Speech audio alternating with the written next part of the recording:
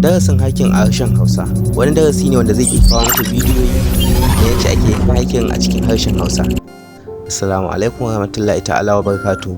Sunana Usama. Na san da yawan mutane suna so su koyi hacking amma ba su da kwamfuta, waɗansu ma ba su san yacce za su yi ba. To in dai kana da wayarka ta hannu lafiya lau za ka koyi hacking insha Allah. Kai dai kawai ka mai da hankali ka biyo ni a bidiyon nan tun daga farko har ƙarshe. Kuma kada ku manta wannan shine bidiyo na ɗaya a cikin darasinku na koyar hacking. Za mu koya muku hacking ne ta hanyar amfani da application na Termux. Application ɗin Termux yana da matuƙar power sosai, don a kaf Android application ban taɓa ganin application da yake da power kamar Termux ba. A yanzu ban sani ba dai ko zuwa nan gaba. Ta cikin Termux za ka iya hacking ɗin website, Facebook account, Instagram, Twitter da sauransu. Idan kai routing ɗin wayarka za ka iya hacking ɗin Wi-Fi.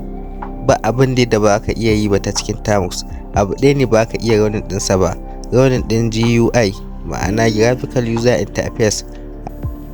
GUI shine wanda zai baka damar access da profile na wayar mutum ko computer sa, wanda za ka ga foldodin cikinta da kuma abubuwan da yake cikinta. To Termux ba zai baka damar access da wannan ba, amma kuma zai baka damar access da CLI, ma'ana command line interface. Kamata ya ka je wajen masu flashing na unguwar ka ba da wayar ka ce a mata routing. To idan kai routing din wayar ka ba wani terminal command da ba za ka iya shigarwa ba wanda ake shigarwa a kwamfuta. Wannan Termux din yana da matuƙar power sosai, shi yasa ake kiransa da terminal emulator. Na san waɗansu dole za su tambaya, to ba dole bane ba sai ka yi routing din wayar ka.